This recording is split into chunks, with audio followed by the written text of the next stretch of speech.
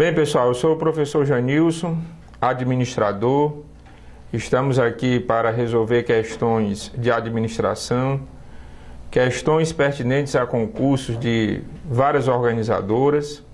O nosso objetivo, inicialmente, vai ser trabalhar questões sobre as escolas da administração e gestão de pessoas. Vamos começar a nossa parceria e vamos dar início à primeira questão. Na primeira questão, estamos vendo o concurso do Tribunal de Contas do Estado do Espírito Santo.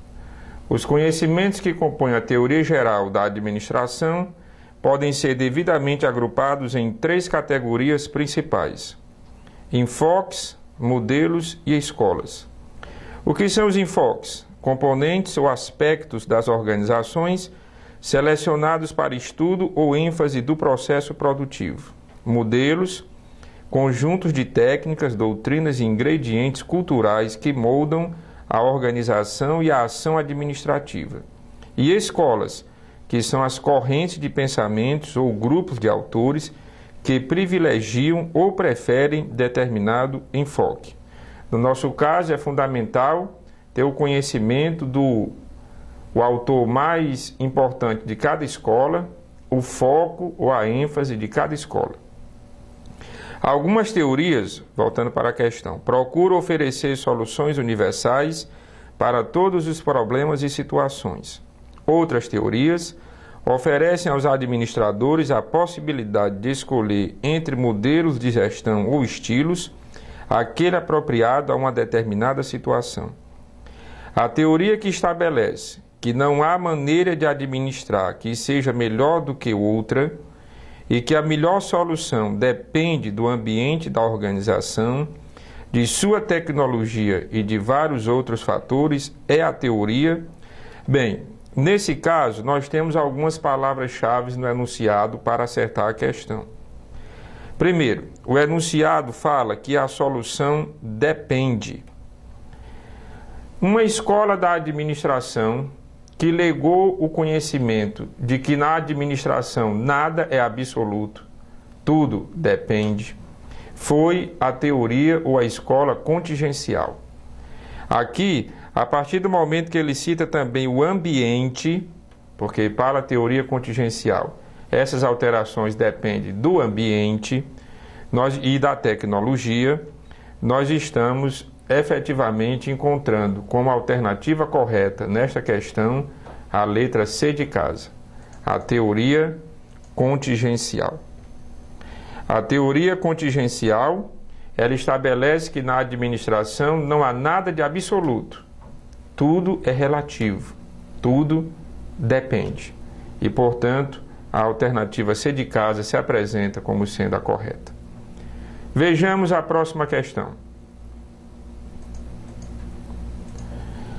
Na próxima questão, ainda mencionando as escolas da administração, que é o nosso primeiro bloco de questões, temos o seguinte enunciado: as burocracias surgiram a partir da era vitoriana como decorrência da necessidade que as organizações sentiram de ordem e de exatidão e das reivindicações dos trabalhadores por um tratamento justo e imparcial.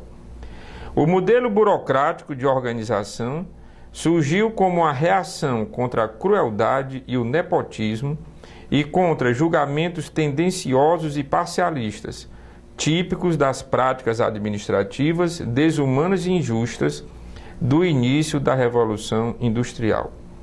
Basicamente, a burocracia foi uma invenção social aperfeiçoada no decorrer da Revolução Industrial, embora tenha suas raízes na antiguidade histórica, com a finalidade de organizar detalhadamente e de dirigir rigidamente as atividades das empresas com a maior eficiência possível. Rapidamente, a forma burocrática de administração alastrou-se por todos os tipos de organizações humanas, como as indústrias, as empresas de prestação de serviço, as repartições públicas e os órgãos governamentais, as organizações educacionais, militares, religiosas, filantrópicas e etc. Vamos observar o que realmente a questão agora vai pedir.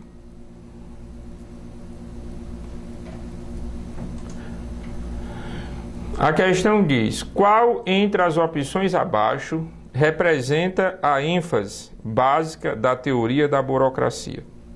Vamos apenas recordar que o grande ícone da teoria burocrática é o sociólogo alemão Max Weber. Uma palavra interessante que apareceu no enunciado da questão foi eficiência. Max Weber imaginava a burocracia como sendo o modelo ideal de gestão.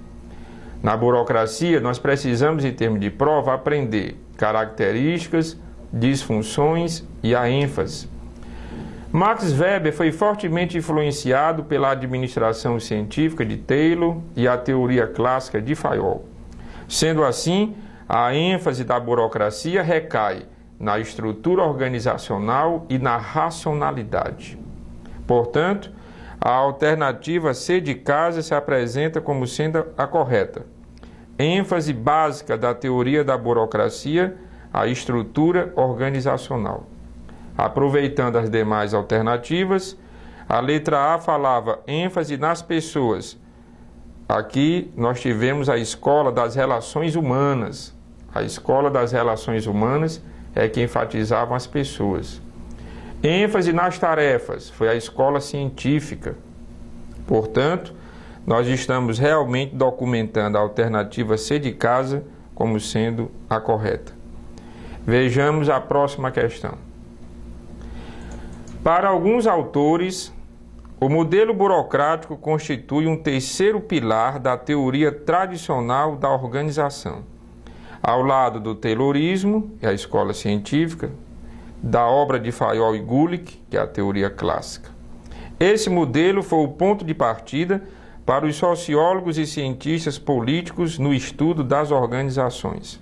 Weber é tido como precursor do estruturalismo e mesmo como o mais influente fundador do estruturalismo em teoria da organização. Weber está mais identificado com a organização formal do que propriamente com a síntese ou fusão da organização formal e informal. Síntese esta que é a base do estruturalismo. E aqui nós temos uma informação importante. O que é que constitui a base da escola estruturalista? A síntese ou a fusão da organização formal e informal. Weber propõe um modelo mecanicista bastante consistente dentro das linhas gerais da teoria da organização formal desenvolvida por Taylor e Money. De um modo geral, podemos concluir que a teoria weberiana se assemelha à teoria clássica da organização quanto à ênfase colocada na eficiência e na estrutura hierárquica da organização, bem como na predominância da organização industrial, propondo uma solução ao problema. Vejamos qual é o questionamento que a questão efetivamente está fazendo. Entre as opções abaixo, indica aquela que não se apresenta como uma diferença entre a teoria weberiana e a teoria clássica. Nesse caso, é fundamental a gente grafar o não, e não está negritado e nós devemos dar destaque a ele. A questão quer a alternativa que não apresenta uma diferença entre a teoria weberiana e a teoria clássica. Vamos observar o item A. Quanto aos sistemas de incentivos, a teoria clássica privilegiava os incentivos materiais e salariais. Correto. A teoria clássica, ela, assim como a científica, preconizava o conceito de homem econômico. A recompensa financeira, material, era aquela que mais motivava o operário. Enquanto que a teoria weberiana privilegiava os incentivos sociais e simbólicos. Não, aqui nós temos um erro. Quem fazia com que a motivação fosse pensada em termos de incentivos sociais e simbólicos foi a teoria das relações humanas, de Elton Mayo. Portanto, a alternativa A já traz uma comparação equivocada sobre a teoria clássica e a teoria weberiana. E, portanto, é ela que deve ser assinalada. Porque a teoria weberiana não imaginava incentivos sociais como fonte de motivação para os trabalhadores. A alternativa A já se apresenta como sendo aquela que deveria ser corretamente assinalada.